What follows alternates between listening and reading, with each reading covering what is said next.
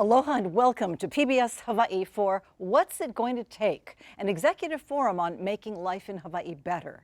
I'm Leslie Wilcox. This evening, an unprecedented gathering on live television of some of Hawaii's top business executives without their people. 3 banking CEOs and top execs of other substantial companies and the head of a private school system are among the 10 business leaders here right now.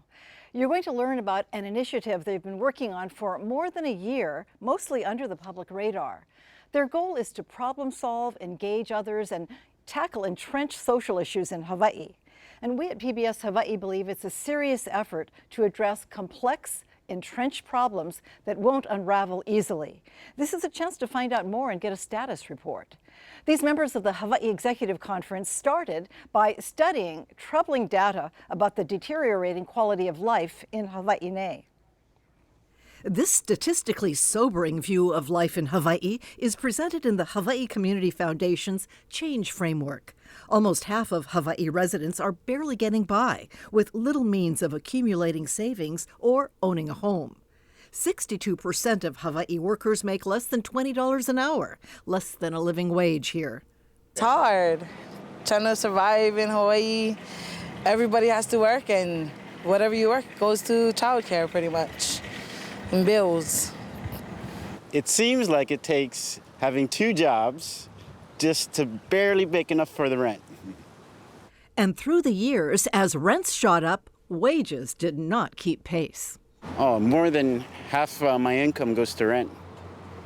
You know, a lot, you know, it's... Is that unusual among people you know? No. It actually seems to be pretty commonplace. In some parts of our state, as much as 30% of residents live in poverty. As it stands now, it's bad. I mean, most of the local people are getting pushed out of this island. They're all moving. Most of my friends moved to the mainland. Unfortunately, there are a lot of families who are stuck where they are born and raised here, but they didn't get a great education or don't have a skill that they can exploit. And so they're kind of swept to the margins of society, and sometimes that leads to people living on the street or having to live, 10 people to a single family home. There's luxury housing for those who can afford it, but is Hawaii destined to become a home for the very rich and those who serve them?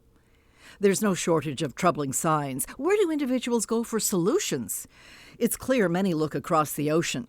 A Pacific Resource Partnership poll showed that 66% of people 18 to 34 years old have considered leaving the state, or have a household member who considered leaving, or has actually moved away.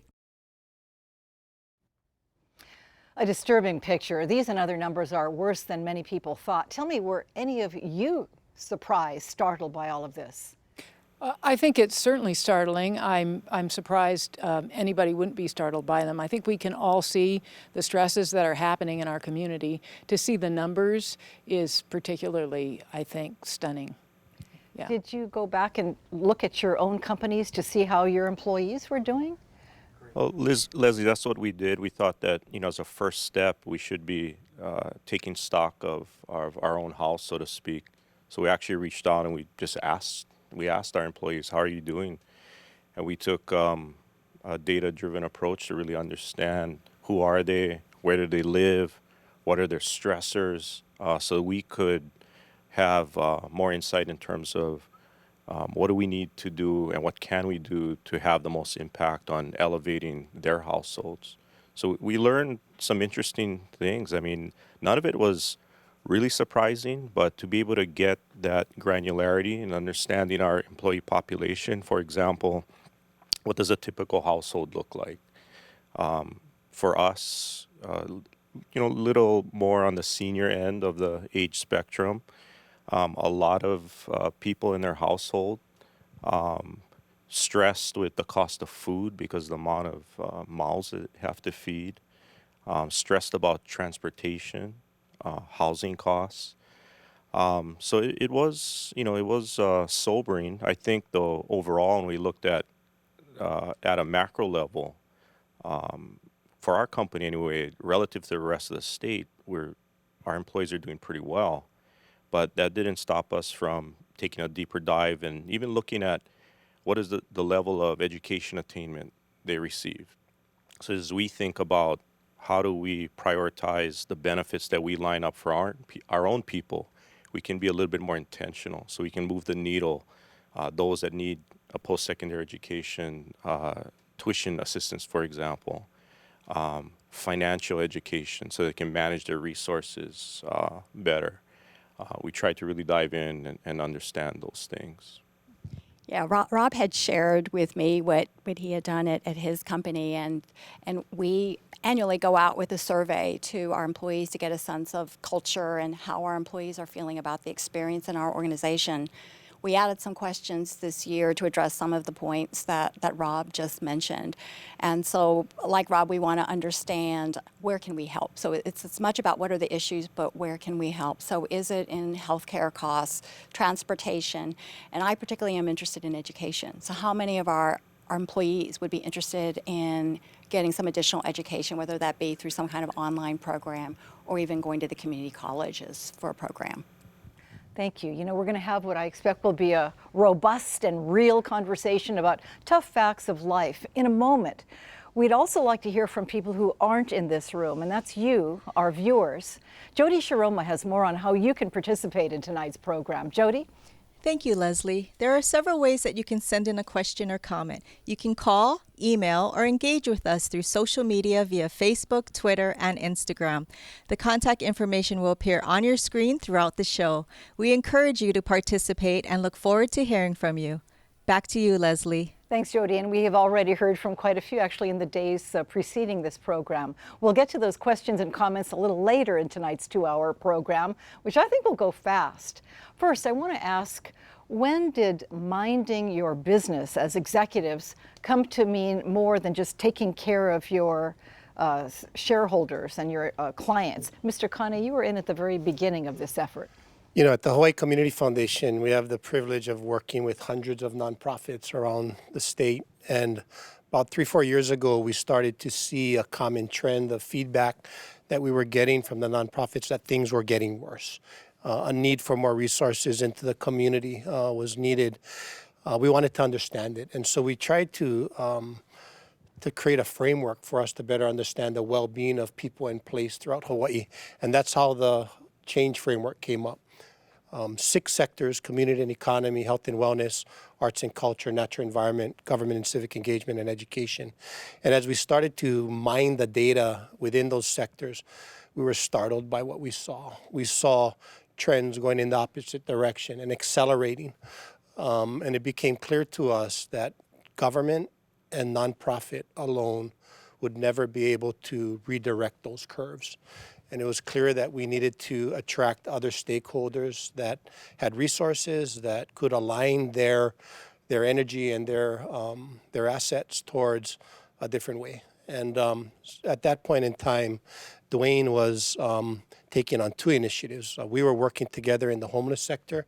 Duane was tackling Kahauiki, which I hope you'll share a little bit about later. And we were trying to build more capacity in the nonprofit community that was addressing that. At the same time, Duane was in the process of taking over the Hawaii Executive Conference, what you introduced the show on, which is really 100 executives across multiple sectors. I think his desire was to see a broader stakeholder of engagement of leaders that included the unions, the nonprofit sector, government. That was attractive to us, and it looked like the type of stakeholders that we needed to see engage to start addressing these issues together. And so we made an appeal to him to want to do that, and he embraced it. And from that just one conversation, it resulted in leaders like this coming together, recognizing that, again, you know, government can't do it alone, and that we got to lock arms to find a way to make Hawaii thrive again. And there's an example of what you can do through Mr. Duane Kurisu, whose efforts resulted in Kahauiki Village, which is really down the street from us here, a center for homeless families with children. Kahauiki is a result of community, building community.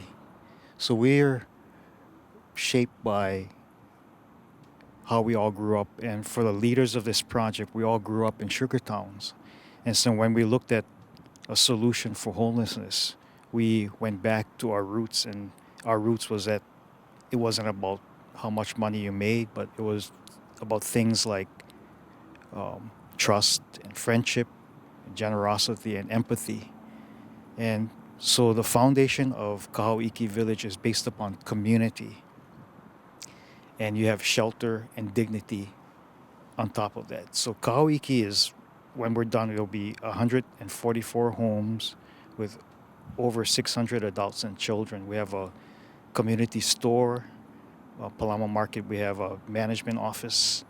We have a post office. We have a laundry facility. Every home has its own bathroom and kitchen. And every household needs to have at least one adult that works. And to enable families to go to work, we built a child care center and preschool. And when you say we, who is we? It's a nonprofit. It's a 501c3. And the project was built almost solely upon donated materials and on donated money. And all of the people here probably would hide when I come around. But no, this town has been really generous. There wasn't even one person who said no.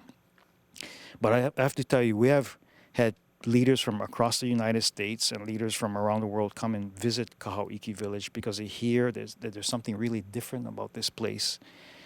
And so when we give them the template about the public-private partnership and all the different things that we've done, and that really community is the foundation for Kahauiki Village, they go back, and some of them have come back to us and said, sorry, we can't replicate Kahauiki Village because we don't understand community. And that puzzled me for a while until I realized that, Kahauiki really is a culmination of all the people's efforts, and it has soul, it has Hawaii's soul, and it's something that people around the world would like to have. And we're so fortunate. We are world class in that perspective.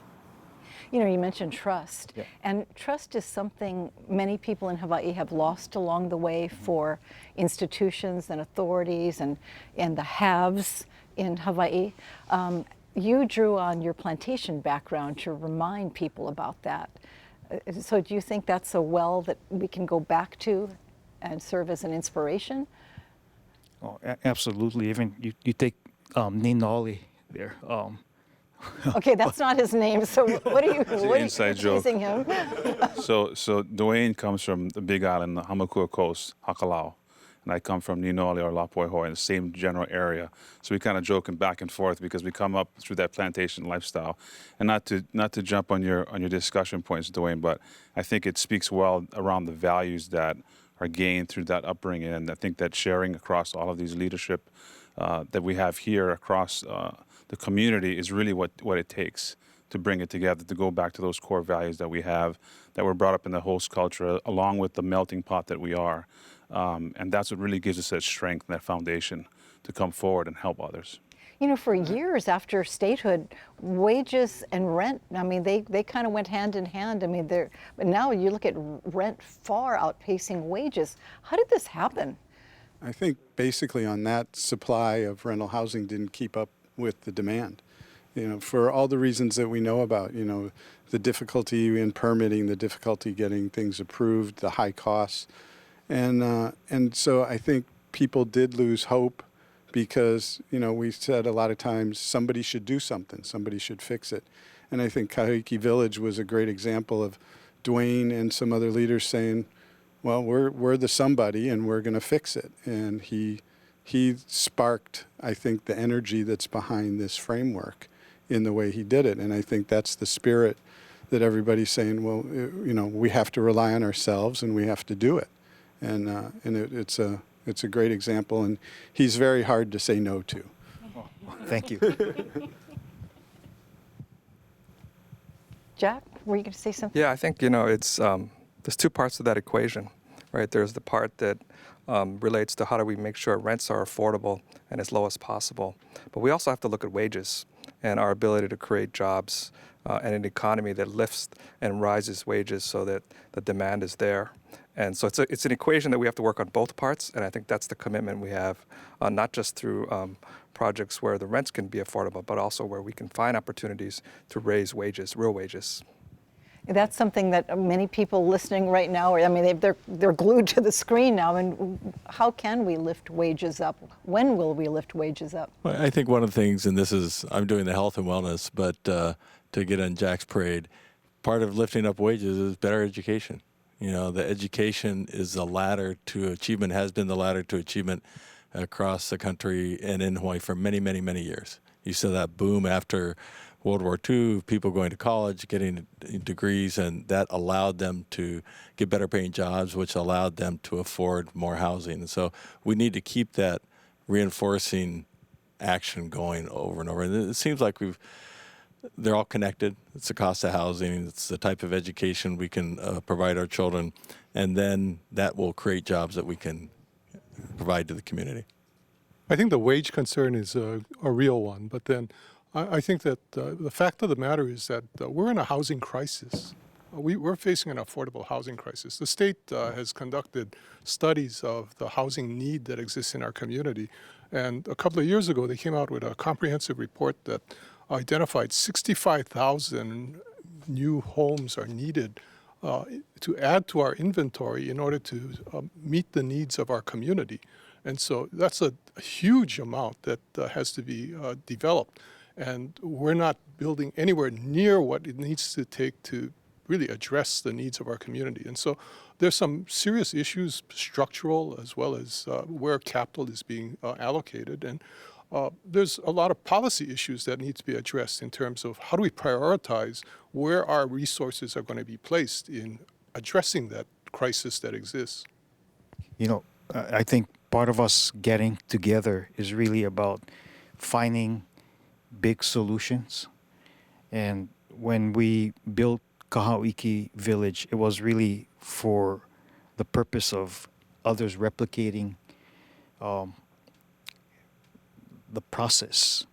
And yes, Kahauiki Village was built for homeless families with children, but if you look at the template for Kahauiki Village, it's really a template for resolving our affordable housing issues in Hawaii. So it's about public-private partnerships. It's about reducing the time frame within which you get approvals. And well, for sometimes it's got to be.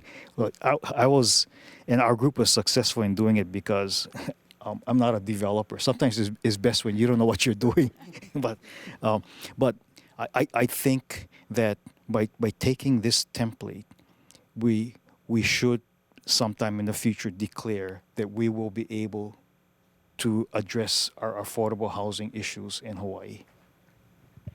I might just add one thing, and not specific to affordable housing, but you call it a template, Duane, but what that showed is what we can do if we all come together. Because it's just remarkable what you were able to do. So yes, you did have to come out to each of us, and it is hard to say no to you. But what it showed is if we put our hearts in this and we come together, we can solve big problems. And I think that's why we're all inspired coming out of the Hawaii Executive Conferences. We heard your story, we know your story, and we know we can do so much more on so many of the other issues that we're tackling. You know, I think this is new muscle we have to build, though, Leslie. I mean, and nor can the private sector do it alone. We're definitely going to need to have the government sector at the table. Nonprofit community is going to have to be at the table. We're going to have to attract new resources to Hawaii in order for us to overcome some of these challenges. I think following the conference, which was 1 year of activity that was happening, that executives with their stakeholder partners were convening, tackling certain issues throughout the community, growing that muscle. In Bob's community, it was working with Senator Kehokalole and Representative Lisa Kitagawa and Representative Matayoshi in getting a H4 satellite center in Kāne. That was done in partnership between government and the private sector. Bob led that initiative. We had another initiative that stemmed out of Jack and Terry George's committee, which is the education committee, which really tried to focus on teacher retention through a teacher housing strategy, which brought in a philanthropic social impact organization called Landed, which is really focused on helping with down payment. And right now they have over 900 teachers and DOE employees in the qualification pipeline, hoping to keep these teachers here in Hawaii. And so that happened over this last year, and we have to do more of that, but we got to scale that. Following the conference, this group met, and we did start to make commitments to take on some pretty big issues that your interviews highlighted, cost of housing and childcare. Two issues that we're going to hope to highlight over the next year or two and really bring some solutions to. And I'll let others maybe talk about that a little bit more. You know, this is such a complex, I mean, so many things are in the mix here. They all depend on each other. And I just want to share a question raised by Sarah from Kailua, Oahu on Facebook. And she said, what's the unifying purpose here? What's the thing that will allow the silos to come together, individual interests to be set aside, and allow for true collaboration? What is the thing, she says? Answer? I think one thing that you can see in this room is that all of the executives here are from local-based companies. And I think that, we share this common sensibility about the importance of the place in which we live and our employees live. And so, we care about our state. It's not about just a place for us to do business. It's a place that we want to live and thrive, and we want our children and grandchildren to have an opportunity to live and thrive. So we have that common commitment. But it's not just the people in this room in our companies, but there are people in the nonprofit sector, in government, that also share that, in labor, and in diverse segments of our community. And so that common concern and desire, I think, is what unifies us, enables us to come together to work towards a common goal. Right. I think it's you saw it in the interview comments at the start of the program, that people are leaving because they can't afford to be here, that they feel like they've got to go to the mainland to find the kind of jobs or the kind of affordability that lets them have the life they want to have with their families. We want to fix that. We want to have a healthy, growing Hawaii where our kids can stay or come back if they choose to go get experiences over on the mainland or other places. I think that's the unifying thing for us. I think to add to those two comments, the other thing to answer Sarah's question is a sense of urgency, because it's getting bad. And I think we all recognize that it's getting much tougher. It's affecting all of your workforces. It's affecting all of our employees. It's not some faraway problem. It's with us and our companies and the community around us. So I think that has created a sense of urgency within this group. And do you think you have counterparts in government, nonprofits, and other people who can make it happen, leaders?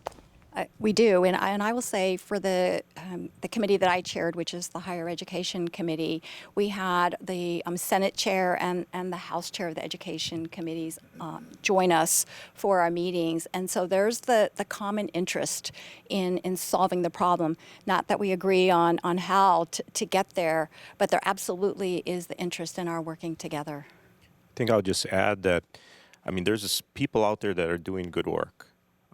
Part of the process that we went through was sort of taking stock of what's being done so we can figure out how to be helpful if there's already good work being done, how to get out of the way, or really how to fill any gaps that need to be filled with respect to the work that needs to get done in order to elevate our community. So I think there's good work being done out there. Hopefully this is one mechanism that we can use, this change framework and this Hawaii's Change Initiative, to bring people together for the conversations that need to be had, create awareness, education, so all can be moving in the same direction.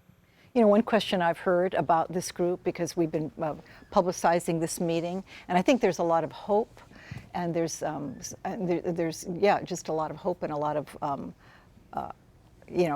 wondering, but there's also a lot of cynicism that, people talk and nothing ever really happens. It's decades of inaction in some areas, and this, these troubling stats have built up over years. So tell me why you think people should trust you to get stuff done with others. I don't think they should. because it's up to us to earn their trust. And these problems aren't easy. They didn't come up overnight. Everybody has very set positions, which kind of led us to this point. We need to start collaborating, talking to each other. We need to prove that it can work for others to join the effort. But it's something we have to earn over time. But these are tough issues. They aren't going to get solved in 6 or 12 months or 18 months. This is a much more difficult problem we've created for ourselves. I will say, though, that I think just getting together and having conversations is in itself a really excellent start, because when you're just working at your company, dealing with your company issues, talking to each other in your company about issues that you see in community, you've only got that small frame of reference. When you get together with a bunch of other people and you share the data back and forth and you share what each other is doing, and you start learning what else is going on out there, then you find other places where you can come in and assist with your company or with your workforce, or you can shore up what somebody else is doing, or they can join with what you're doing. And that in itself creates some momentum that isn't there when you're just by yourself. So the act of getting together and collaborating in and of itself is a huge step forward, I think. I think one other thing that's different is in earlier executive conferences, we would come together and have wonderful conversations about some of the challenges that we are facing, but then we would disband and then not come together again for another year. What's different now is we're meeting between the conferences. Each of us here today or this evening is chairing a committee where work is getting done. And what's even better is we're working across committees. So while I'm chairing the higher ed committee, Jack is chairing the K-12 committee, and we're working together, because the challenges are only going to be solved if we work together. But I think it's important to keep in mind that the business community is not necessarily a unified group of people that work in concert with each other all the time. I think that having convened through this conference was a way of bringing us together to focus on specific problems and our willingness to tackle those problems. I think that there's going to have to be a number of different kinds of convenings that have to take place throughout the community, with different people, different segments of the community, all participating in the effort to identify what are the solutions, what are the strategies that have to be embraced to move forward so that we can address the issues that are out there for us to contend with. We're not used to a conference that actually does something, right? We're used to attending and going our separate ways. And all of our committees are committees that do things rather than just plan things. You take like Bob's committee, like from the get-go, you got, at that time you're chair of HMSA, and you got all of the healthcare providers as part of your committee. And I remember somebody came to a meeting and asked, okay, Bob, what is it that you're doing that's different than, and we both said at the same time, it's the first time that you got all of the healthcare providers and HMSA together in one room working on a solution. And well, maybe you can talk about it some more. No, and I think that's part of it. And that's why I think there's so much we can do by talking and working with each other and understanding other people's point of view. And the first thing we started with was we're all competing, or many of us are competing with each other in the same room.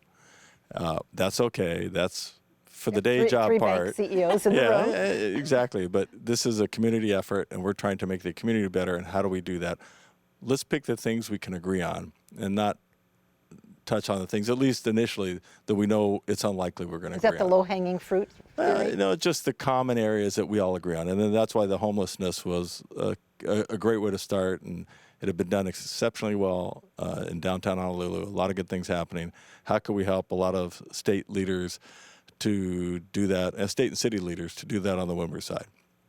We have initial meetings next week, Monday, to talk about Waianae Coast and if we can do something out there. So let's start and learn how to, as Micah put it, get some muscle memory and learn how to do this first, and then how do we work together and see where it takes us. Yeah, because let's see, the National Business Roundtable, and I know you keep an eye on this, and this is sort of what you're doing, is it used to be that the definition of a company, the social responsibility, was to your shareholders, your investors, and now you're saying we also our social responsibility is also to our communities and to our employees and investing in them. Is that what you all believe now? Sure, I think so. And I think, for me, the companies in Hawaii have always had a really strong bent. I mean, we all know how isolated we are. We don't have anybody else to rely on except ourselves. So all the companies have great programs that really are trying to help things that are important to their employees and their customers. I think what's happening now is we're trying to gang up on some of the problems and use that energy and that commitment and the resources to gang up on the problems and really try to knock them down. You know, Les, one of the things that I think is important is to recognize there's quite a few leaders that are engaged in this effort that are not here tonight. You know, people like Ray Vera, Peter Hull, Ray Vera from Hawaii Pacific Health, one of the largest healthcare providers in the state, one of the largest employers in the state of Hawaii. Peter Hull from Bank of Hawaii, Colbert Kalama from the Weinberg Foundation. But when you gather all of these leaders and the companies they represent over 50 or 60,000 households in the state of Hawaii. They're impacting a lot of lives. And so, you know, if we can find a way to work on these issues, we can get scale. We can get scale pretty quickly. We can get a civic movement quickly. And like Bob reiterated what I said earlier, you know, we gotta find a way to grow that muscle. That sounds really exciting. I was just going to add on an earlier comment, as you know, that when we talked about as companies, what are we concerned about, or what are our goals? You mentioned shareholder goals. That comes natural looking at the bottom line for-profit companies. But as Rich mentioned, in Hawaii, I think our companies are wired. A lot of us are wired in a way to look beyond just profitability. So one of the things that I was looking forward to coming out of this meeting is understanding what are the key goals at a community level that we all need to be focused in on. And as we reflect on our own company, how do we bake that into our goals? Just like we have goals for net income and total shareholder value, what are our goals for the community? What are our goals for our employees, along with our customers, as we look at a complete stakeholder model? But I think if we can all be looking at the same challenges and opportunities to impact the community, then we can get more clarity about how we think about setting goals within our own organizations that will be right up there with net income and total shareholder return. I think we're still in discovery mode. Yeah, and those are important. You don't want to lose the focus on net income and the others, because that's what creates the resources for us to be able to do things, right? But if I might presume to be speaking for people who may be listening, I mean, I think they're saying, what about wages? Well, that's what allows us to pay more. So if you go back a year and a half ago when the corporate tax rate was cut, you saw a lot of companies in town reinvest some of those savings on the taxes into wages for their people. We took frontline tellers up from $12 an hour to $16 an hour over the course of a year. So it's 25% increase in their wages, right? So when companies are healthy and the economy's healthy, which is, I think, one priority we all have, we have the resources to invest back into our people. We have the resources to invest back in the community. And so we need to make sure our economy's healthy right off the bat, which is why C has community and economy right at the front. I think you did that on purpose. But that's where it begins. And then with that reinvestment, we keep it healthy and we keep addressing the things that are slowing us down. Thank you. You know, we have a lot of questions coming in. I'm told they're coming in, and we want to get to some of them. From Carol in Pearl City, who called by phone. How can we address the problem of college graduates being unable to find qualified jobs that can provide them a living wage? I mean, maybe it's not enough to have a college degree anymore.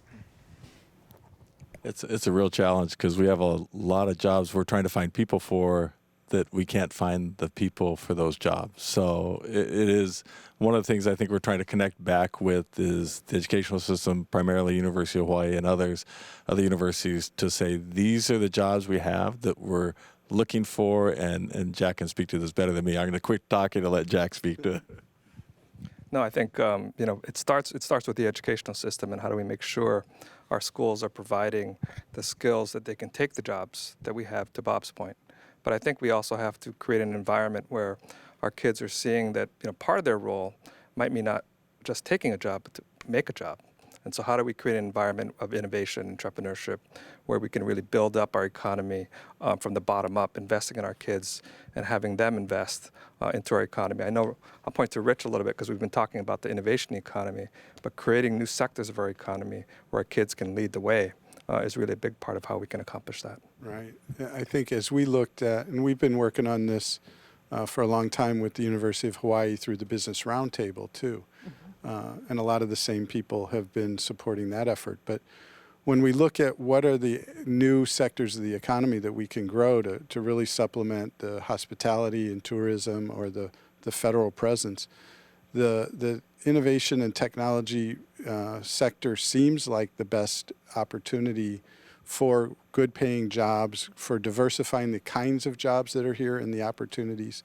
And it's all based on having a really healthy university and a good engagement between the private sector and the university. And so that, as you hear about some of the actions, that's one of the really big priorities that we have, is how do we break down the walls between those groups so that we get more collisions, we get access to the technology and the research and innovation that's available at the universities, pull it into the private sector, adopt it in our companies to become more effective, commercialize new stuff. And there is a surprisingly active innovation community here, and it's another one of those areas, like Rob said, how do we get out of the way? How do we make it easier for them to grow? And I believe that's a really good opportunity that will help kids stay here. What do you think the disconnect is between if there is one, between the companies and the university? Well, it's one of the things I wanted to ask, Rob. What your committee has done was pretty novel in connecting that students with companies at the sandbox. Yeah, I think one of the opportunities that my partner Paul Yonamine and I, who co-led this initiative, was looking at the Entrepreneur Sandbox in Kaka'ako. Which is brand new, right? Which is brand new, and obviously we didn't come up with the Entrepreneur Sandbox. There's a lot of good leaders that have had the foresight to make that happen.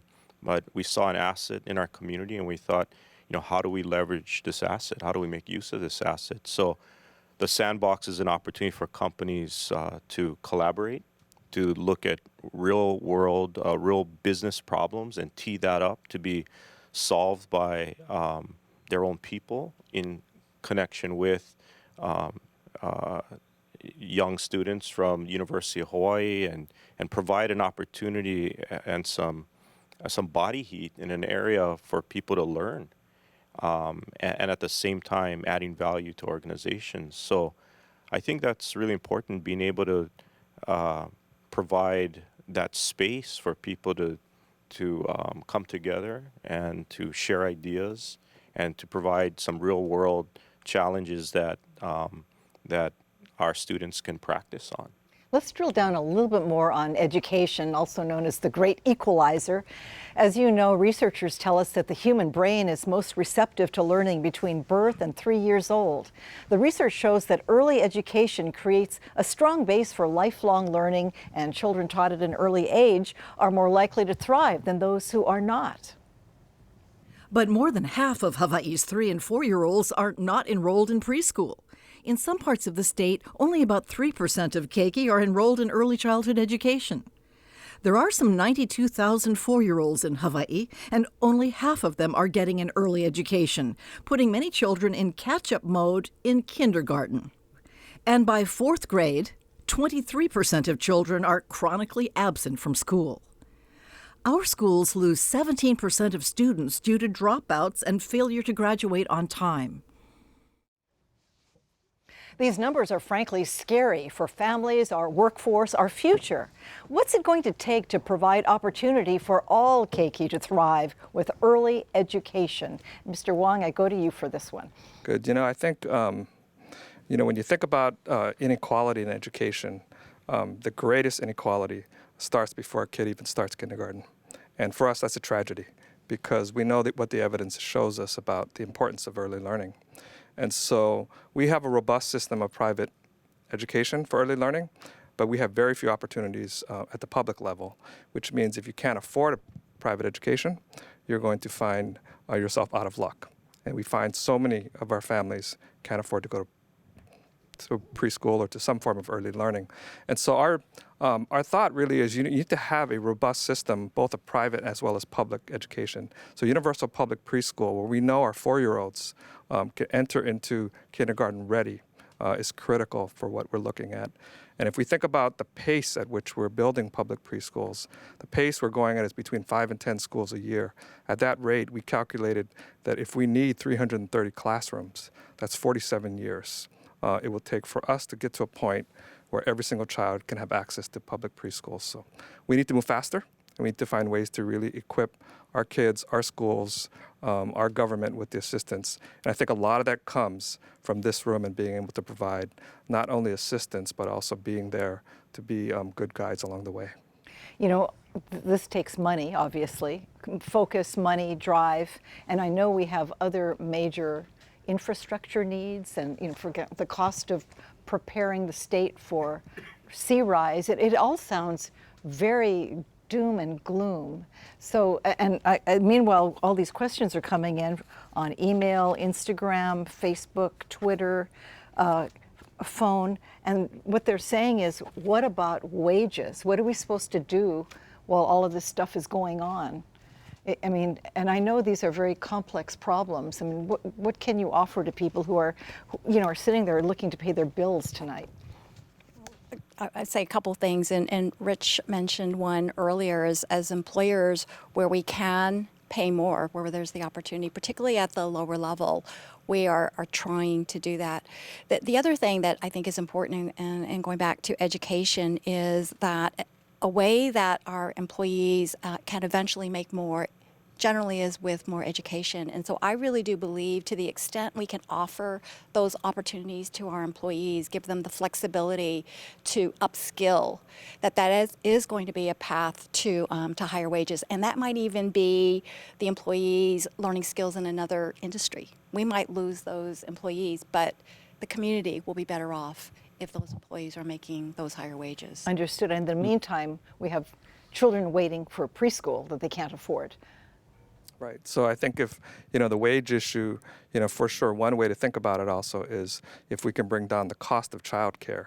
That's one way to also help it. But we have to invest in education, and we have to be willing to take a chance on our kids, because that investment will pay, and will pay back. And we have to recognize that starting as early as age 3, but all the way up through college and post-secondary work, that if the investment we make pays back, that's how we'll find our success.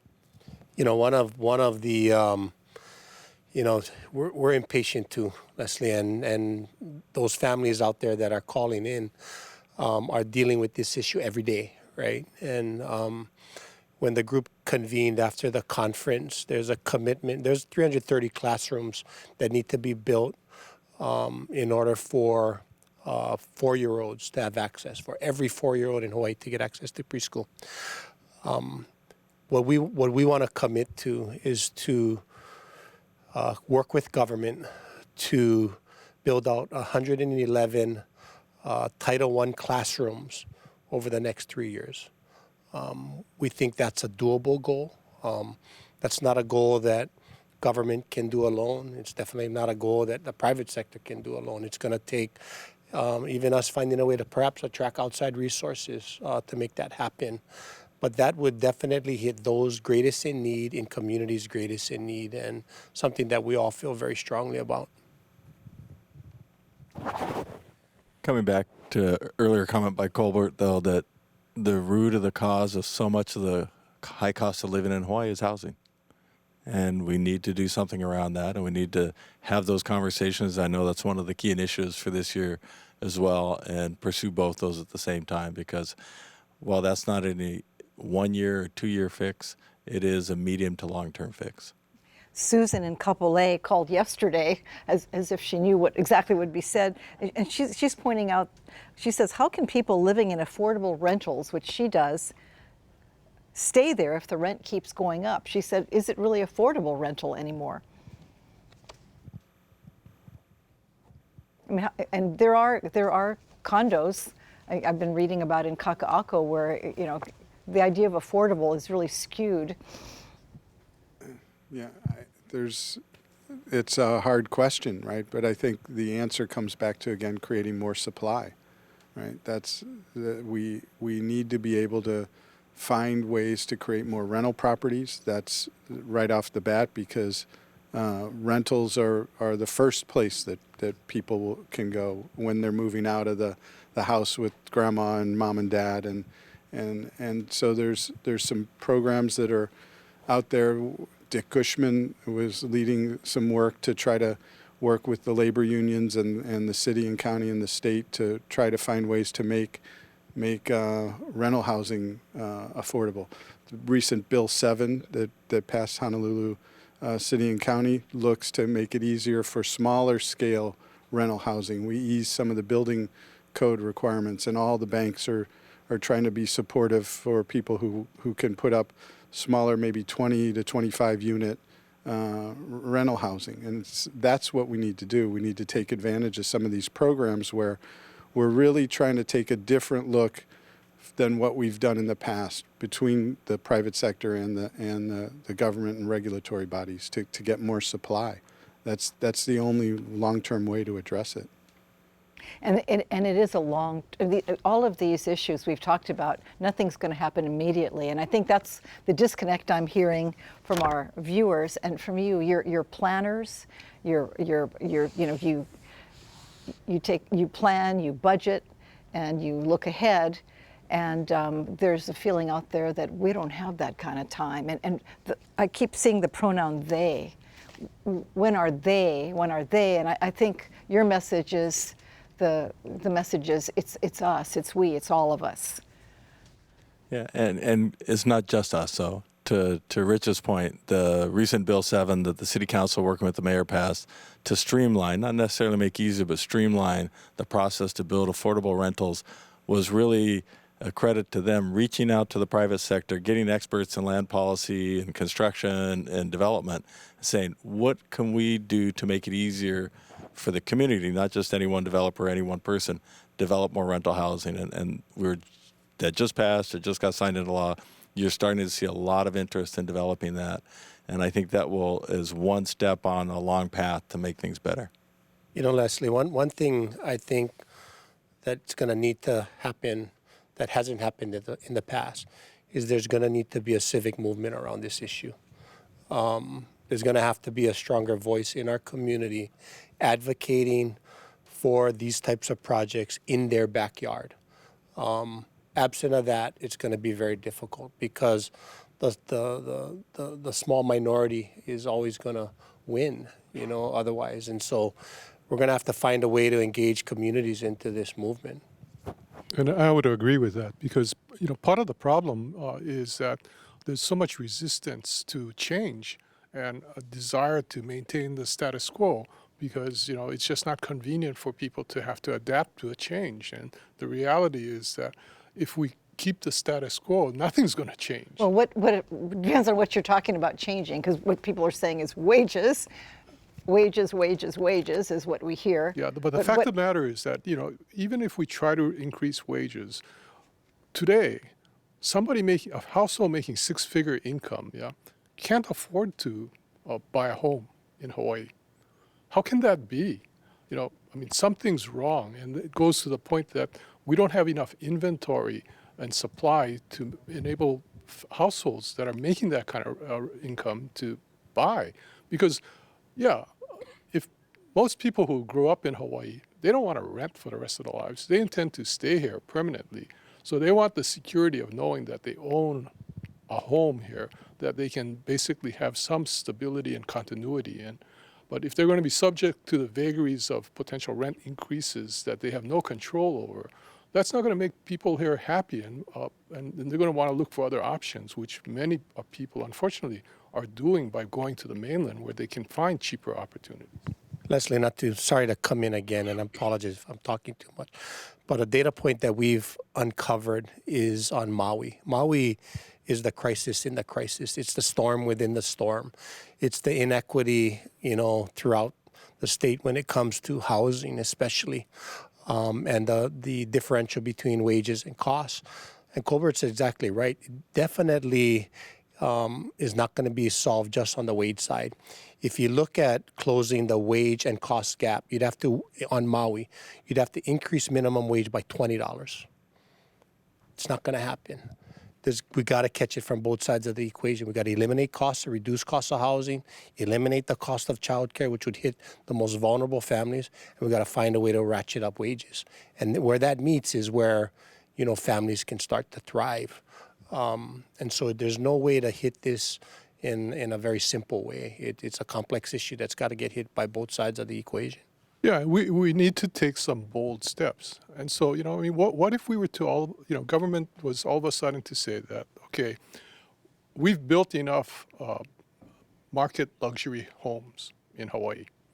So let's put a moratorium on building more luxury market homes until we build more affordable homes for the local residents and prioritize, all of our construction labor and the construction materials and resources towards addressing the needs of our community. But of course, that would be a radical notion in some circles.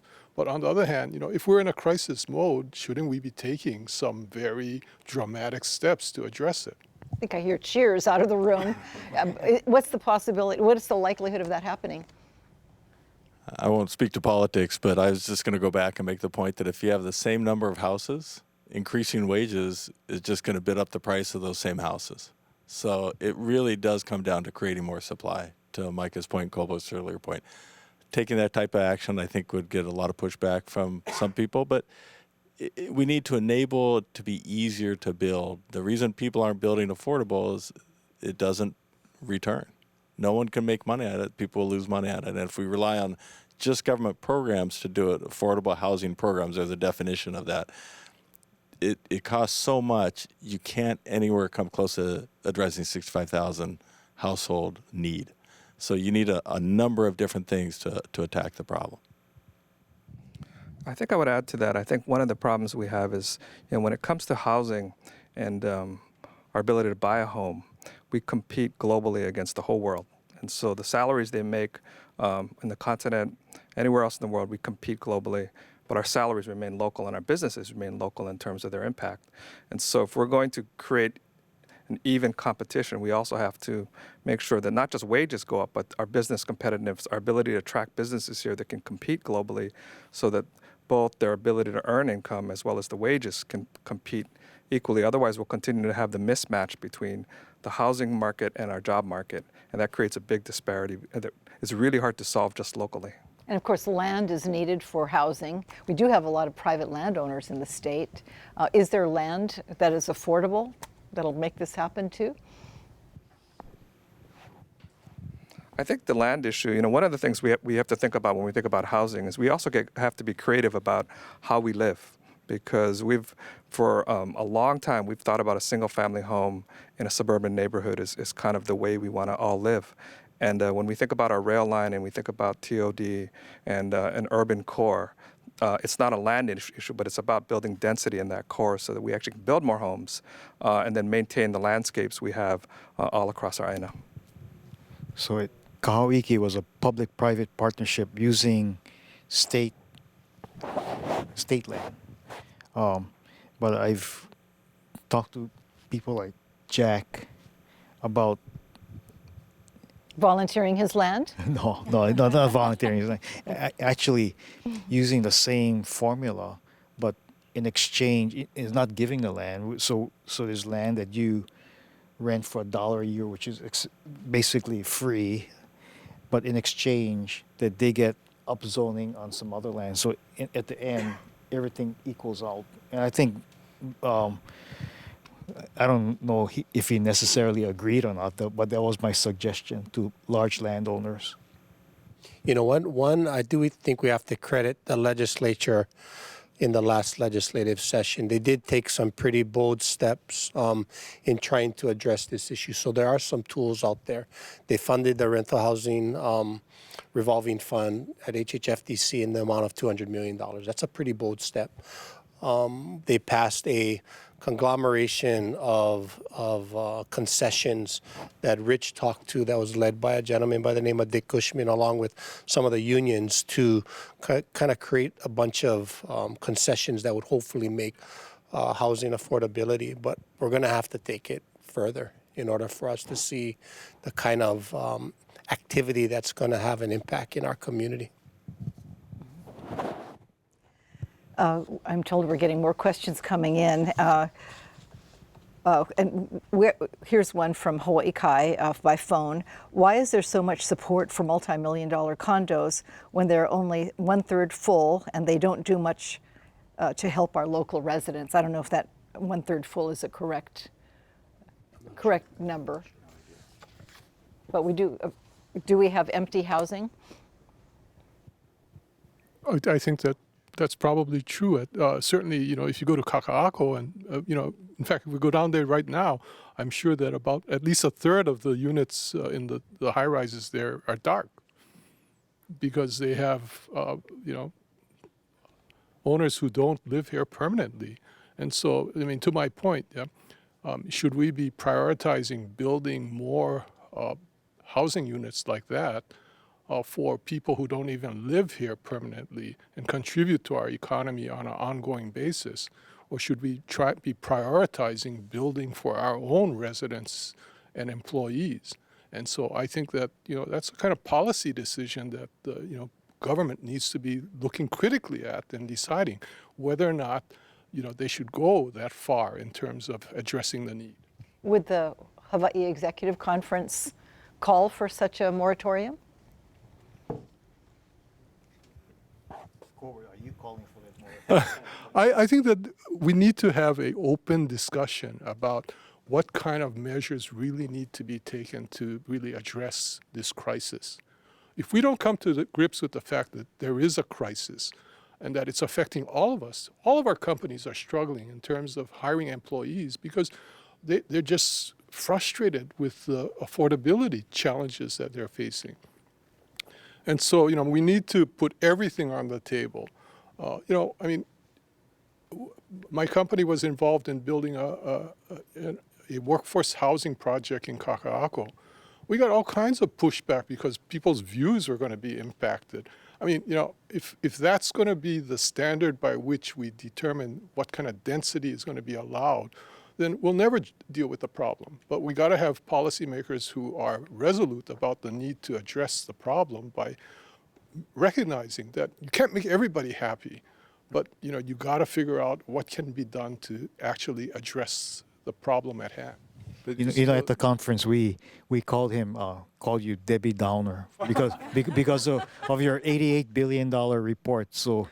That $88 billion report has to do with infrastructure and other costs that the government is burdened by in the future. Yeah, Duane tasked me with having to lead this, the most unpopular committee, which was about addressing the role of government in the future. And what we did was that we tried to quantify the amount of unfunded liabilities that government, both at the state and local level, are facing. And so the number that we came up with, just looking at the public employee pension liabilities, as well as the infrastructure costs that government is going to face over the course of the next 30 years, and the impact of global warming and climate change and sea level rise, and what we're going to have to do to address that and adapt to that. The number we came up with was $88 billion. That number is just staggering, which is why Duane says that, Yeah. So, Colbert, the only way you have the resources to address that is by having an economy and that can support it, and the opportunity for private sector money to move in and profitably address it, right? Because there's not enough government resources to to get at all those things. And So that's why I think the moratorium idea is tough, because even if you did that, you still haven't addressed the issues that make the investment into the affordable possible at market rates, right? And so that's the issues that we have to go after. We got to get supply at all levels. We've got to keep figuring out ways that money that wants to come in to build affordable can build affordable in a reasonable time and at a cost level that can make more money come in behind it because it's profitable and successful. I think that, I can't disagree with that in concept, Rich, but the reality is that when we look at Kaka'ako, for example, what's the ratio between market luxury units and affordable units that have actually been built in Kaka'ako? And I think that that's where you see the nut of the problem, because I don't know that we've been building, we haven't been building nearly as much affordable housing in our community as needed. Yeah, and Kaka'ako is a specific situation, but you look around. Jack mentioned transit-oriented development. We know there's other areas where there is existing infrastructure. The housing stock is old and needs work. That's where the Bill 7 opportunity comes in nicely. We think there were something like 3,000 lots that could support new affordable housing done in the style of the Bill 7 targets. So those things are out there. That's what's going to bring the money and the resources in to do it, not saying you can't build this, you have to build that, because if I have to build this, who's going to put the money up if it doesn't pencil? Well, Rich, and Bill 7 is I think, a progressive measure because it addresses small lots that are currently out there, and it allows for increased density and less restrictive building code requirements for potential developers and owners to build on those lots. But unfortunately, the number of units that's going to actually enable to be developed is not going to be nearly enough to cover the 65,000 need that has already been identified. And so that's why I'm saying that, the state made a tremendous investment in Kaka'ako. And so Kaka'ako was supposed to be a more diverse community than it's turning out to be. And I think that, from my perspective, having witnessed Kaka'ako develop from the beginning to where it is today, it's a disappointment as to the fact that it hasn't achieved, I think, the outcome that the founders who initiated the creation of the Kaka'ako Development Authority envisioned back 35 years ago. We're hearing from people who say they're members of the dwindling working middle class of Hawaii. Mary by phone from Kauai. She wants to know, and here's what I'm getting as I look through many of the calls we've gotten tonight. The gist I'm getting is that people really love that you're getting together to consider options and make plans, and to be thoughtful and to do it right. And it'll take so much time, and in the meantime, they're in pain. They're in pain, and they're wondering why they can't have childcare if their parents working 2 jobs, they're contributing to the economy, and they don't have adequate community programs or childcare. I mean, and I'm sorry I keep going back to the present nature of everybody's issues, but that's where we are. And I think when you call the affordable housing situation a crisis, I think that label is accurate, and people out there are really wincing out there and looking for something faster. I mean, there's no switch that we can flip or no magic wand, but I go back to what I said at the beginning in terms of what we did as a company and really diving deep and trying to understand for our own employees, how are they doing? And using that as a catalyst for us to think about how can we best support them. So I would just encourage every company to do the same thing. Look internally, really look at how your employees are doing, dive deep, and put some effort into trying to figure out what are the things that you can do in the short term to help elevate your own employees. If we all take responsibility for our own employees, then we'll move the needle. I would just add on to Robert's statement with regard to looking internally. As obviously I have the fortune of working for Disney. They started the Aspire program nationwide, getting back to education as benefiting the cast member, and basically putting the money up front to get those individuals who want to go back to college, who may have not had the chance to get a degree, getting back to your wage issue, Leslie, but then elevating to get to that next level, whether it be management or even in another field, to your point. They can take a field anywhere across any field besides hospitality. And they've committed to that. So similar to Rob's point, it's investing in your people in different ways. Another piece that we haven't really talked about is healthcare, and the amount of healthcare and the cost of healthcare that goes into supporting all of those employees, which is very critical, especially in the West Side, right? We have a lot of families, and we support the whole family in total. So I think it's wrapping those services around the employee as much as possible. And again, just growing that capability for them to move through the process, with housing being the most biggest issue that we have. I think it's going back to your question on short-term solutions. It's really important that all of us in business have the communication with education and where our needs are, where are the jobs. And I shared a story at the conference, and it was one of where there's a need for HVAC workers. So these are the workers that install and repair air conditioning units, and those companies have been hiring from the mainland, and so Maui Community College, along with the HVAC companies, partnered and developed a program. And over the span of 3 months, an individual, and there are plenty of stories, but there was a 19-year-old young man who was in a 3-generation household and making minimum wage, and so that's $21,000 annualized. But following this 3-month program, he'll be making $50,000, and then within a year thereafter, $60,000. There are other jobs like that, and there's Ray Vera shares a story about what he's done at HPH for just the need that he has for medical assistants, and going into the high schools and working with them and bringing the students in. So I think with more of these kinds of partnerships and the communication between industry and education as to where the jobs are, there are some of those short-term needs that can be met.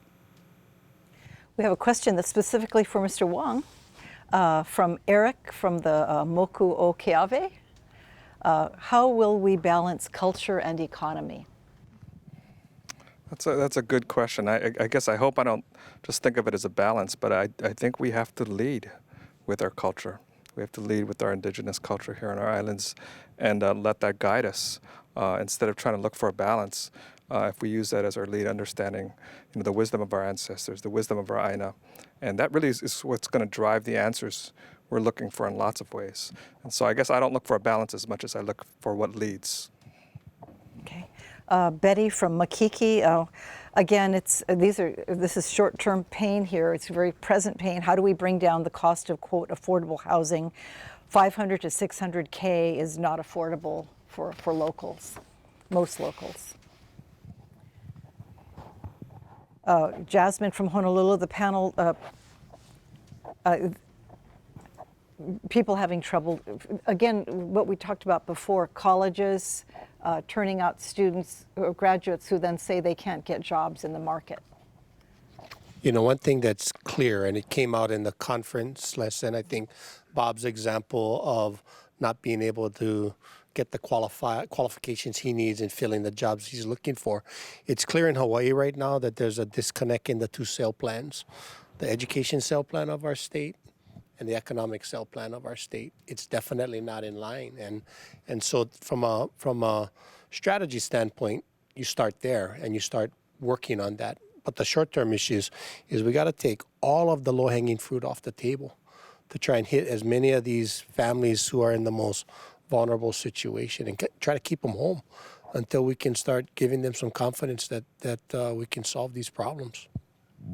I'd like to focus for a moment on what we've touched on. the impacts of income disparity when it comes to health, the way it affects the health of Hawaii's people. State health and U.S. Census reports found a clear link between income levels and individual health, with dramatic differences in life expectancy, depending on where in the islands you live. These differences are linked to geography, income, and ethnicity. And the picture is clear. If you live in a low-income area, especially on the neighbor islands, your health is at risk. And that at-risk population affects us all. People with low incomes often lack health insurance and end up in emergency rooms at a cost that is felt throughout the economy. Bob, you're the head of the Health Sector Committee. I figured this question was coming my way. Horrific differences. You know, East Honolulu and Waianae, 40 miles apart.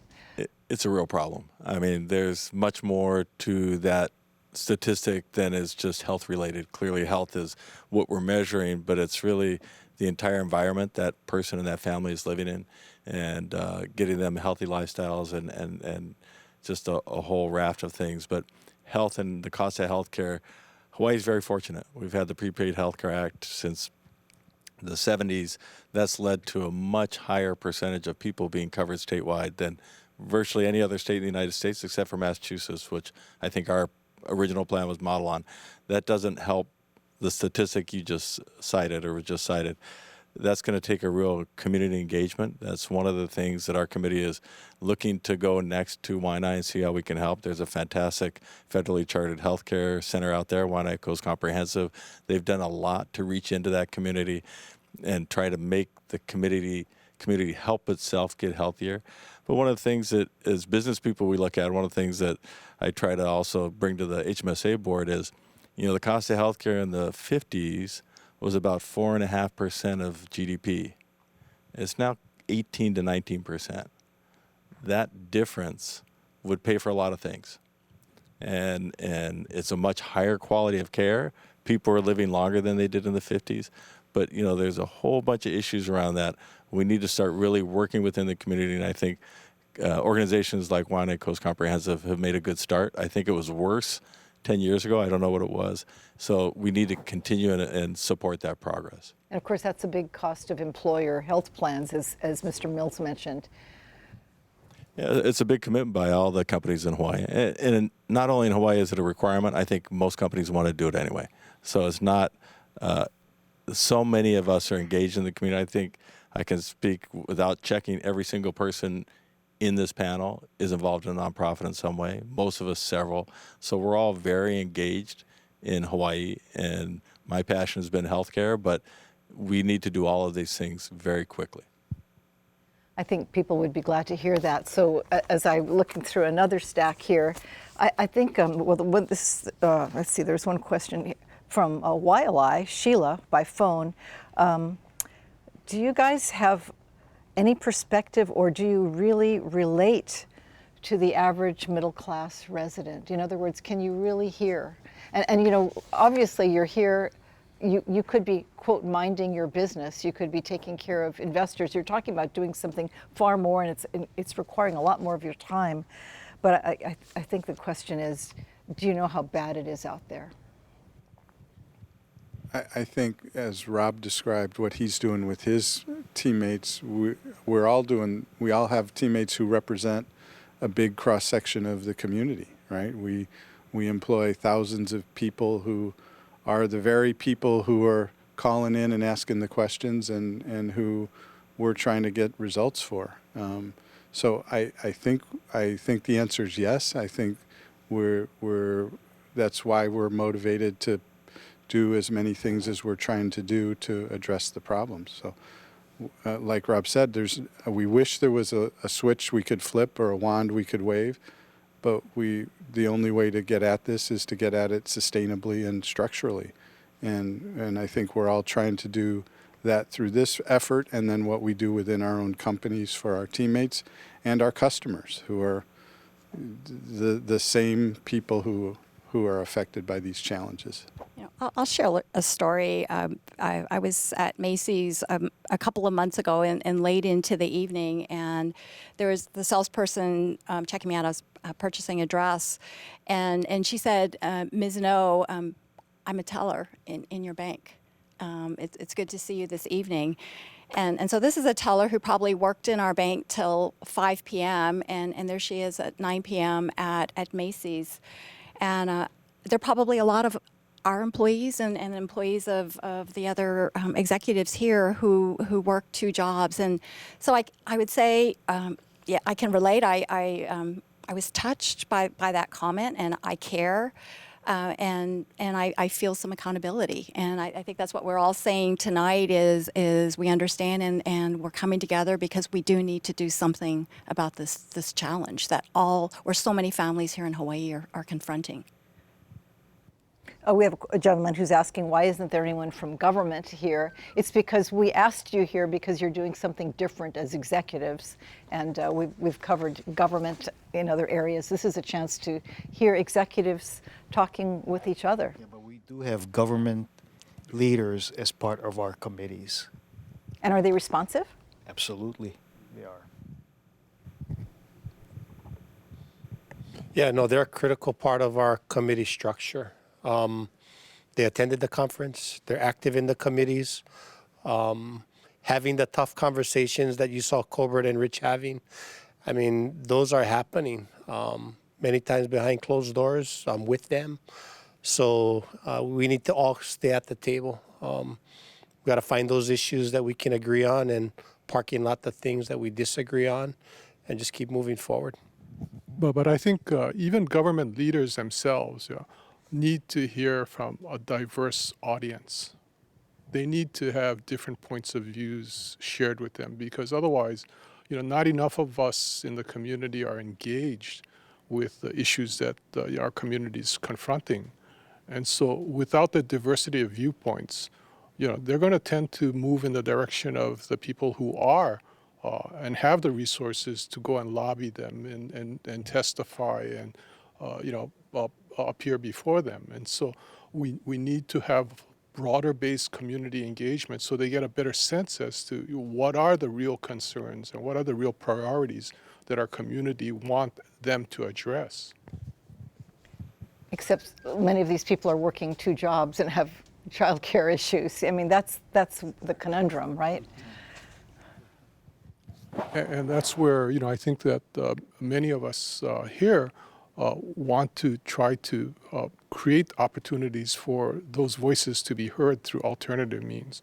And I think one important mode for that to happen is engaging some of the younger members of our community who are in professional positions, who are in maybe middle management positions within companies, who have the capacity to actually contribute to the conversation, to contribute to the decision-making process.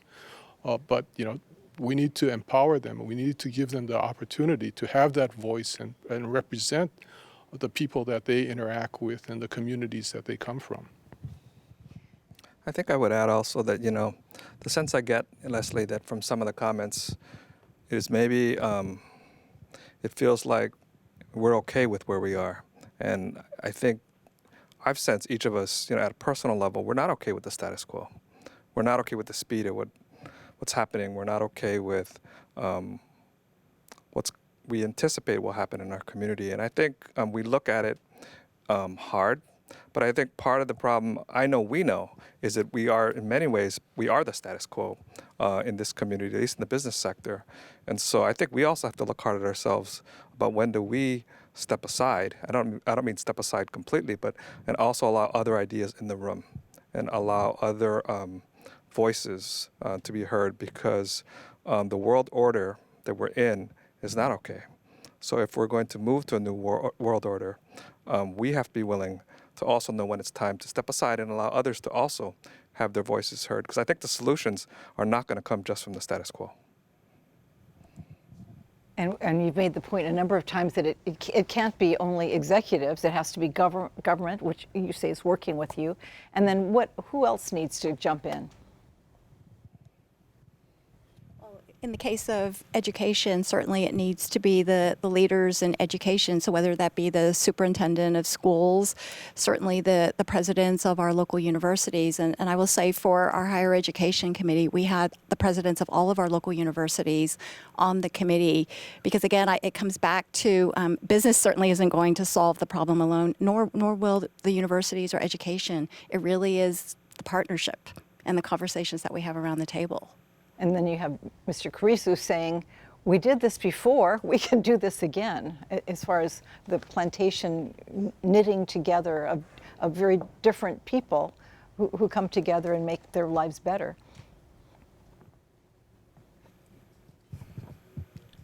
Yes, it's really, well, these are extraordinary times, and the world is more divisive now than we've ever seen before in our lifetime, and it requires extraordinary solutions. And extraordinary solutions require extraordinary people, and we have them here. We have them here in Hawaii. And there's something special about who we are.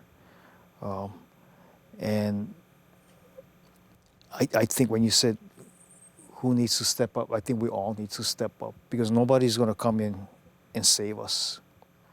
Government's not going to save us. It's about us all coming together, standing up, doing what we can. Every single person doing what they can to bring to reality the Hawaii that we see here and the Hawaii that we feel here. It's all of our responsibility. And maybe get away from that tendency when you're tired and you're broke and you see people who are better off than you, who are stepping up to do something, and you knock them. I mean, you say, no good deed goes unpunished. That comes to mind. I mean, it's easy to feel like a victim when you're tired and broke. Yeah, so Micah would always say that Kahauiki, which is why he always brings it up, Kahauiki Village is like the microcosm of where we're doing, because even you came and planted grass, or some people gave $5. They all made a difference. Some people spent 2 hours. Some people came every Saturday for like months. Everybody did what they can. And everybody did their part in helping 600 adults and children end up not living on the street. We all can do something. So part of what you would be building is hope, because there seems to be less of that around from what we're hearing tonight. I just think the better word than hope is resolve. There's resolve. There was resolve after the Hawaii Executive Conference. There's resolve here tonight. Even in the exchange of ideas between Colbert and Rich, which I really enjoyed, there was, that's, I think, a rare thing that people got to see. There are two people with conviction, with intelligence, who know their business, who are able to talk an idea through in a really intelligent, thoughtful way. That is the kind of conversation that is going to move this community forward. And that is not just a hopeful thing, that's a wonderful thing. And so it is going to take some time. We are having a conversation at a point where we're in an urgent situation. And we're starting that conversation now. It started a couple of years ago. It's really beginning to pick up steam now. It's going to take some time. So I fully respect the people who are calling in, who are saying, I need some help now. And there have got to be ways to figure out how to get that help now. But the solution is complex, as we've discussed. But I think there's something wonderful in the fact that it's underway, that the conversation is underway, that it involves business, that it involves government, that nonprofits are at the table, and that a whole bunch of people have come together to say, what are the pieces that need to fall into place in order for us to have more rental housing, bring the cost of housing down, have universal public preschool for our children, have better career pathways? What is our part in that? How does that help our workforces? And how do we, collaborate to do it? So I think there's resolve here in this room and resolve with the HEC and the change framework. I think that's a good thing. We have someone calling in from Hilo. This is thank you, Scott. He's thanking PBS for not having politicians on the program. It's refreshing to hear what business leaders have to say. And it really is refreshing to hear what you're saying, because usually we don't get to see you except at the podium and you've got a text, or you're speaking to your peers. So this is actually, we really appreciate you braving live TV, because you don't know what's going to be asked next. And that takes guts. So I want to thank you for that. It's a level of safety. You didn't have to walk out of your level of safety for this. An email comment: until affordable housing is fixed, parents can't afford to pay for preschool, much less college, for their children. Unless we fix housing costs, we'll need to raise the minimum wage to $25 an hour. That's Felicity from Mililani. From Kahala, Todd says, what are we doing so we don't end up like San Francisco? People are being pushed out of the city, and they don't know what they're going to do with all the homeless. From Kona, Martin says he wants a show of, Martin, you want a show of hands. Whose children went to public school?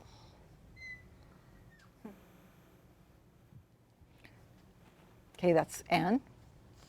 Okay, Martin, that was one, okay? How many of us went to public school? How many of you went to public school? Okay, 4?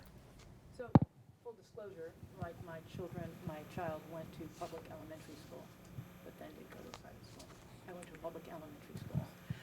So this is interesting. I mean, you do get scrutinized when you speak up, and if we're going to change the status quo, I guess it takes people who have thick skin. Or it takes more trust. But I think all of us have different stories, but we all know that it's real. My oldest daughter teaches in the DOE. This is her 4th year teaching, and her 1st year teaching kindergarten. And I know just in the last 2 months, because she lives with us, can't afford to live on her own, or chooses not to, lucky for us, kids that have been to preschool, she can immediately tell the difference. And so it's not some abstract concept or a study being done. We know what the differences are. We know how we can make a difference. Yeah, I can't imagine what it would be like in kindergarten to feel like you're behind already. That's exactly right. But Les, I think we're all here because we know there's solutions. There are solutions to this. We can solve this problem. We can look in our rearview mirror when hurricanes hit this state. We put our respective jerseys away. We put on our Hawaii jersey, and we solved the problem.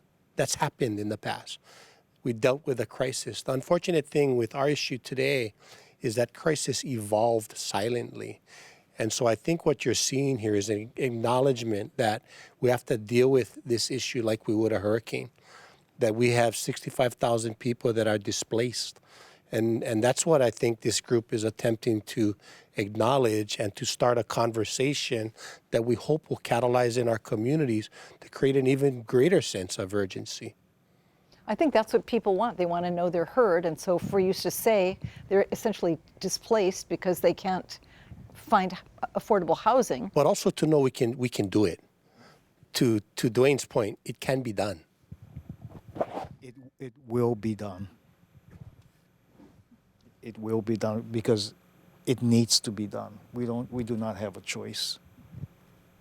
By now it's clear that solving persistent issues that hold people back and hold them down is this tremendous undertaking. In the time that remains, let's talk about this further. Do we have what it takes?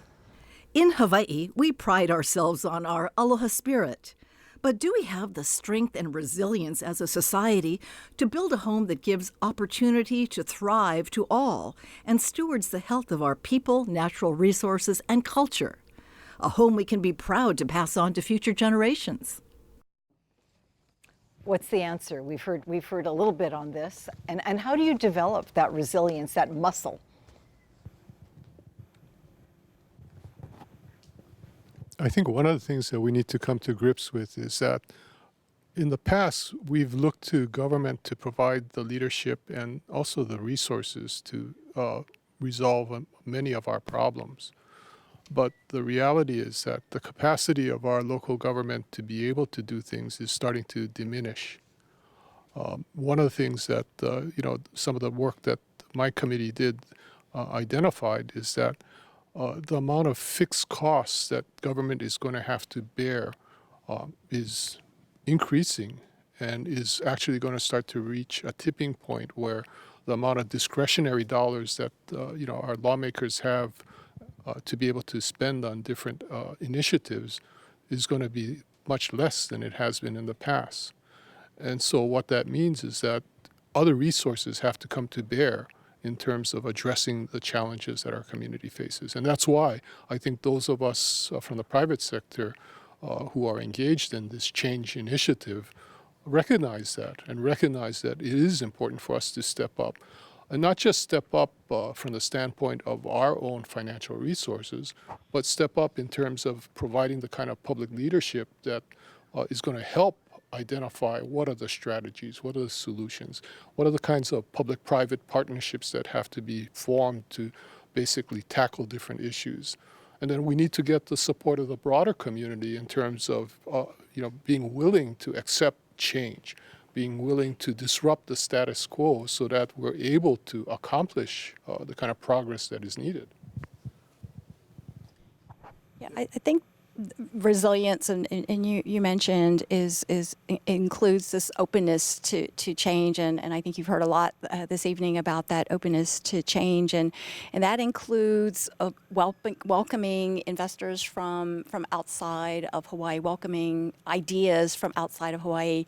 And one thing that we didn't quite touch on yet this evening is at our conference we did have a number of attendees from the mainland, from Japan and elsewhere.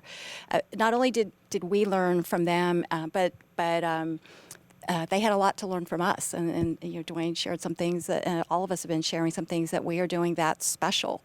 And so we can leverage what's special about Hawaii, but at the same time, welcome other ideas and welcome investment from outside Hawaii.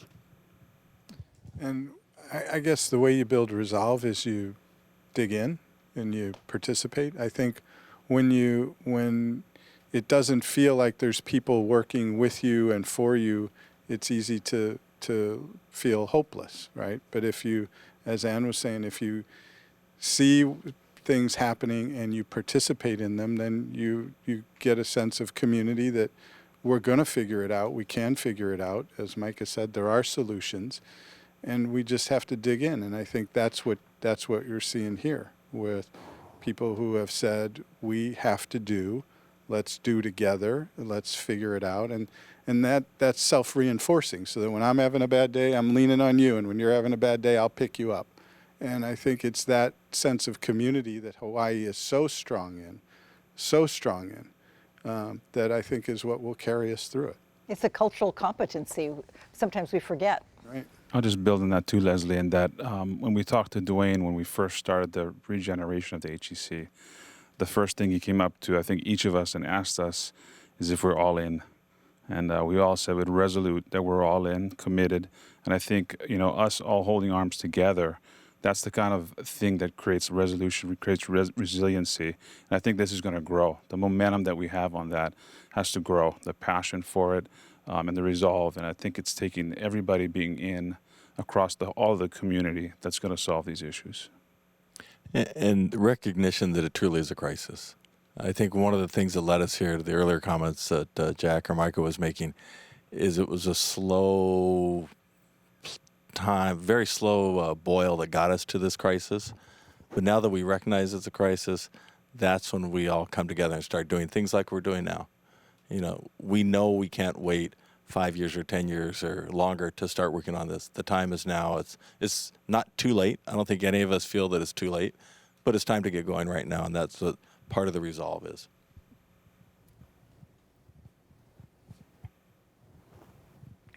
Okay, I think now, speaking of Debbie Downer, I think maybe I am because I'm reflecting what's in here, but I think it takes a while to get used to on the part of the public, the fact that you distinguished people who control assets and influence and have huge jobs are saying we're going to look beyond that and we want to help people at other ends of the spectrum. Except you're being realistic and you're saying it's not going to happen overnight and it's going to take a lot of other people. And there's no instant solution. You know, you won't be dividing up stray accounts at your organizations and handing out the money. You know, let's be real here and look at, help me here. What can you say to people who are saying, I don't know, these guys are really smart, but they don't know me, and this thing has been going a long time. There's so many things that could get in the way, and you know, we're losing control here.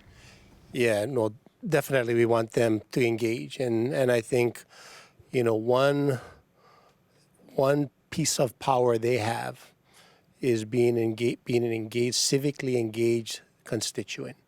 Not giving hope on our democratic, not giving up on our democratic process, being informed voter.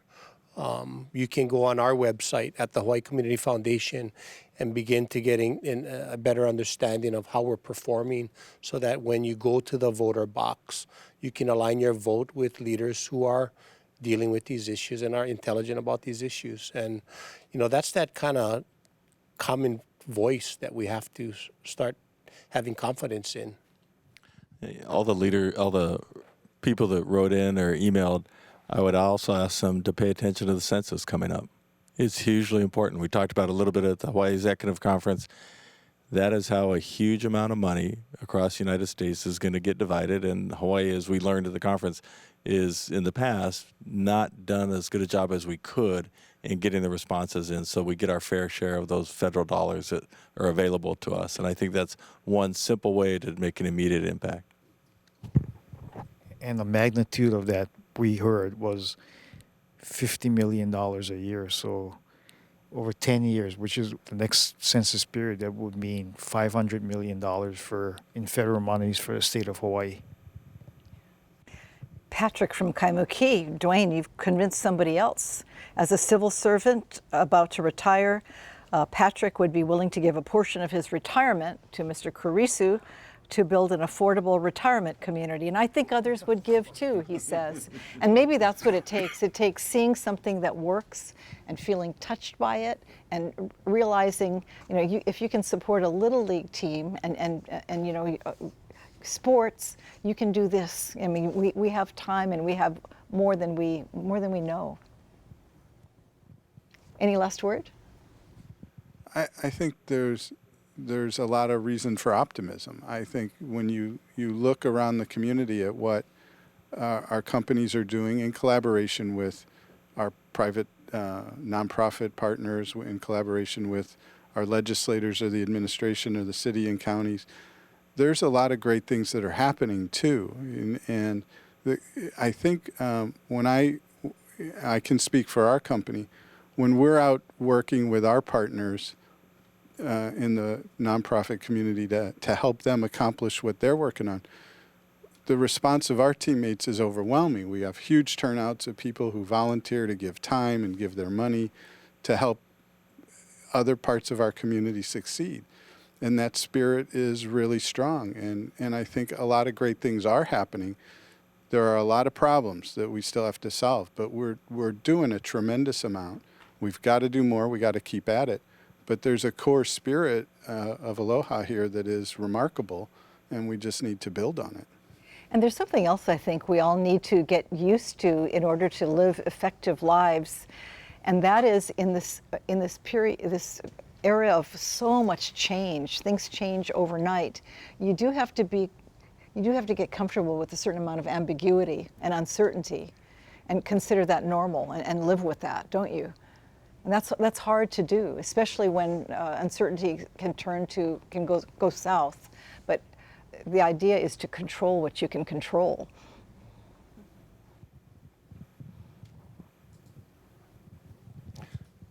like Rich, I think there's a lot of opportunity for optimism. There's so many opportunities out there. There's a lot of big problems. You have the people represented in this room are mostly from larger organizations. There's the vast majority of people in Hawaii work for small businesses or smaller companies. And if we can lead and help them join us in the effort, I think there's a lot we can accomplish together. I think that's one of the things that we'll see how it goes. But as we build together with government, together with all the other partners, that's an opportunity for us.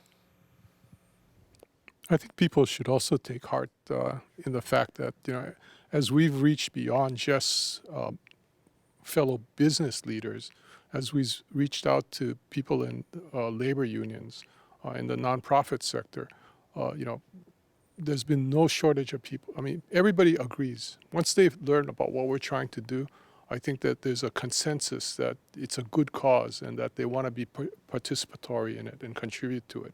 And so, I think what Rich described in terms of our community being able to come together, I think that potential really exists, and it's just a matter of whether or not we can organize that and how fast can we go about organizing it. And that's why, I think that what Duane demonstrated with the catalyst of what he did with Kahauiki Village was a demonstration of how you can, by providing leadership, bring a community together and bring resources to bear to actually accomplish something in an unprecedented amount of time that has a positive impact on the community.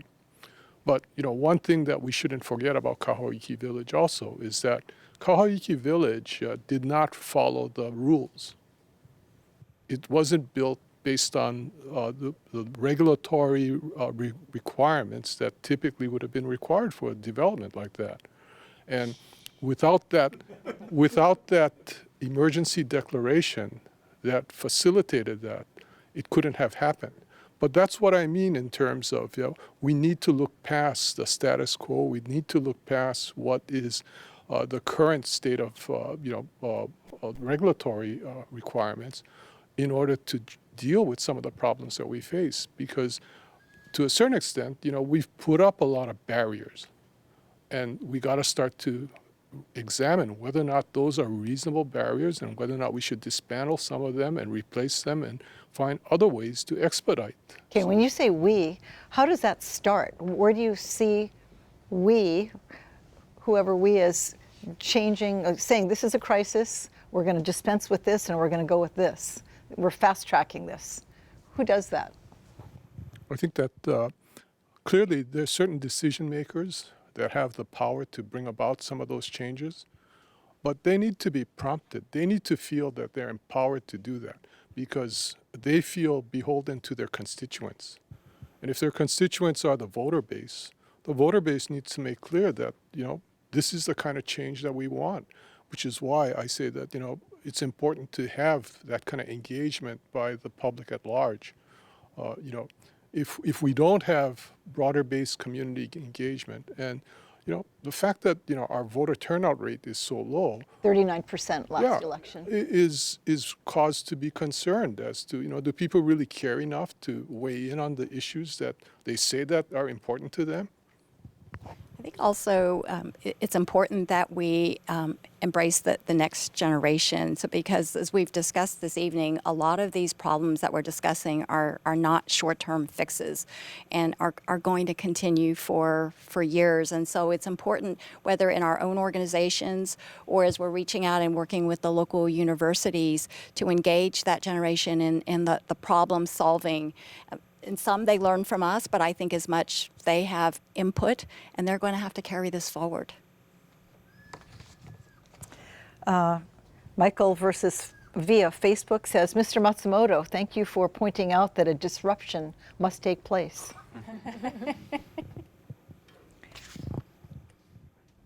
And Mr. Wong, you refer to a new world order. What do you see coming that we ordinary people must be prepared for? Well, I think, a lot of it has to do with, we have to place our future, in the hands of our youth. And it comes to our education and the quality of our education and our ability to really empower our youth to take control on all aspects, including finding those areas where we're going to succeed in business. And if we look to our youth as the source of our empowerment and source of strength in this community, I think we're going to find a lot of our answers are sitting there. And if we can work side by side, I think we're going to find a lot of our answers a lot easier. Thank you. Mr. Wacker, what is the innovation economy? Would you talk about it a little more? How can it help?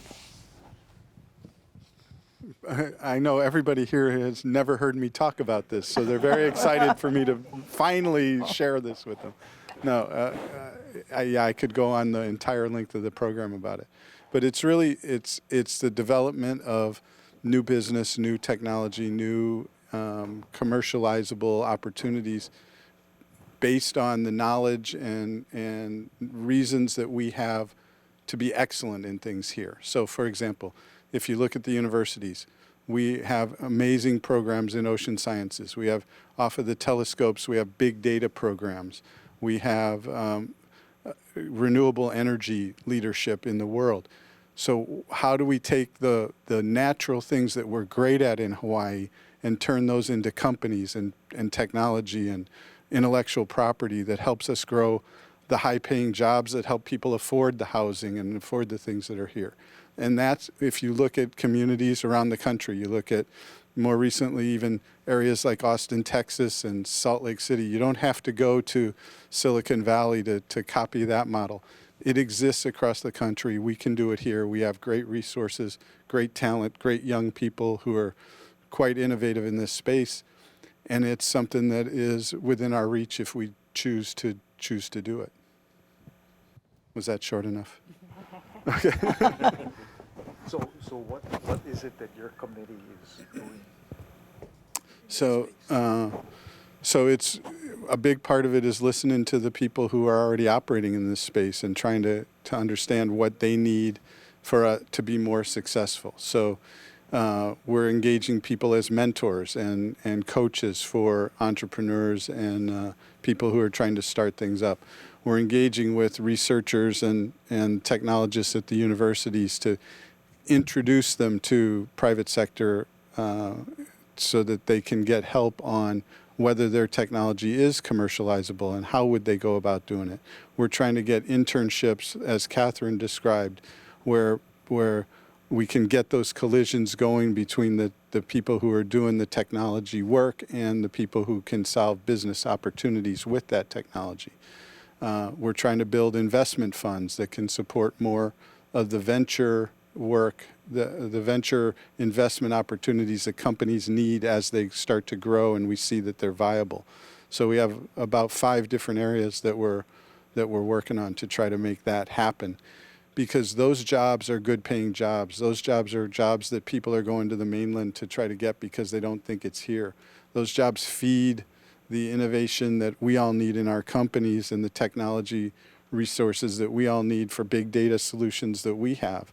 And so if we get that going and we can grow it in the community, I think it affects not only the people directly involved, but it helps us all compete better. It'll bring our young people home too, I think. And you have to be willing to be flexible. I know when we were looking for some resources, we ended up at the oceanography department to help us do some modeling. And you wouldn't have thought at first that the oceanography department at the UH would be the place to go, but actually they do a lot of modeling. And so if you go up there and you talk to them, you know, interact with the different universities, not just UH, but others, you really find there's a tremendous amount of talent here in Hawaii. And how can we use that to support our businesses?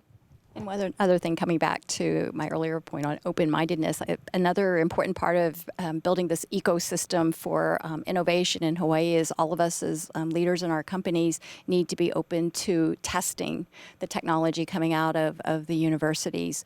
And so for all of us, whether small businesses or large companies, being willing to work with the young students in the universities and mentoring certainly, but then also testing their technology. That's, I know, an important part of the Silicon Valley and other ecosystems on the mainland. You know, as I hear you, you're talking about big ideas, big things, high-flying things, and I think you're talking about the same things that are concerning the people calling in, but where they are is, for example, Do you think these business owners would help their new employees get a bus pass? That's from Linda by phone. And just please help us senior citizens get affordable housing. Could you fast track us? So I think this has been a window for people who are really suffering to speak directly to you and let you know how they feel. And I hope they can see that what you're talking about is the same thing that would help uplift them. But they're different. They sound like very different conversations. Micah? You know, I think when we look out in our community, they're just reaffirming what we're getting from our nonprofits that are working out there with some of our most vulnerable communities. But I think the action that we're trying to take today is to address it from various ways. And I think what you have here is a commitment of leaders that are not going to give up until we solve this problem. I think what Duane said was accurate. We're not here to kind of play around the margins. We're here to solve problems. We're committed to do it. That's what you do. How do you feel about coming on television tonight and talking about this? Hard to say no to Duane. I think that comment. Yeah.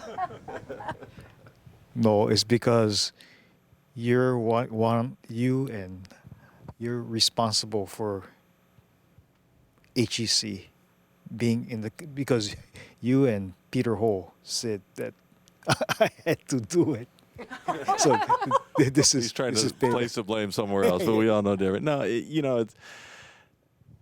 it's easy to come talk about it, quite honestly. As you said before we started, the 2 hours will go by very quickly. It has. We're all passionate about this. We all want to solve problems. We know it's not easy. In my sector, health, the health side is mostly federal legislation. That's not easy to pick apart and find a unique Hawaii solution, but we're still committed to trying everything we can to find that Hawaii solution. I think it's important to get in front of it and let people know that we do care. And that it's going to take more than government. It's going to take private sector, nonprofit. It's going to take a lot of folks coming together to solve those issues. And we're with them. You know, we're all committed here. We're sitting here in front of them. And hopefully more will join and the communities will get engaged to give it more momentum to move this forward. I would echo that we care. And the other thing I would say is, as leaders in our own organizations, we feel accountable to our employees and shareholders in a number of constituencies. In the same way, we feel accountable to the Hawaii community. And with that accountability is going to come action. Just as that happens in our own companies, it's going to happen in the community. Lori via Facebook. Now we've got a big mahalo, she says, to all CEOs and leaders for bravely coming together and calling out the elephant in the room. Great start. Hope it continues. Kudos to PBS and Colbert rocks. So, yeah, so I think people are happy you came together, and thank you so much for doing so. No script, you didn't know what we were going to ask, you didn't know what viewer questions would come in. So thank you so much for being here, really appreciate it. What's the next step for this initiative? What's the next thing we can hope to hear from you, or expect to hear from you? I think we expect to, sorry. I think we expect to have like several more individual talk stories with you, right? With some of the members of our group who's not here tonight. Is that true? That's right. If we can, we're inviting them and hope they'll come and join us. Peter Ho, the head of Bank of Hawaii, I think he's looked at affordable housing issues. Yeah, and Terry George and Ray Vera. And who else? Oh, Paul Yonomine. Yeah, well, we'd like to keep in close touch with you and appreciate what you're doing. Yeah. And, success talks. I mean, we have a very successful village for homeless families with children where parents are working, children are going to school. So I want to thank all of you for being here. Yeah, the work doesn't stop. It continues, and we're all committed to do what we need to do to build a better Hawaii. And we hope that the rest of Hawaii would also stand up and be all in to help make Hawaii a better place to live. All in. Yeah, all in. We must end the program this evening, but the conversation, as Mr. Kurisu said, has only just begun. If you'd like to take a look at more of the data in the Hawaiʻi Community Foundation's Change Framework, you can go to changeforhawaii.org. This was a rare, in fact, I think it was an unprecedented opportunity to assemble top executives on live TV in this way, and we agree that other sectors need to be heard, not just heard, but listened to. In the month ahead, 3 consecutive episodes of Insights on PBS Hawaii will bring together different viewpoints on topics touched upon tonight. We start on November 7th with a program that will focus on low wages and the lack of affordability in Hawaii. Among those at the table that night, a Kauai public school teacher, a Honolulu small business owner, and a noted University of Hawaii economist. I want to thank our guests tonight from the Hawaiʻi Community Foundation and the Hawaii Executive Conference for taking the plunge on a live broadcast with us, and send mahalo and aloha to our viewing participants. We at PBS Hawaii are honored to be your public television station and to pursue the question, what's it going to take? I'm Leslie Wilcox. Aloha nui.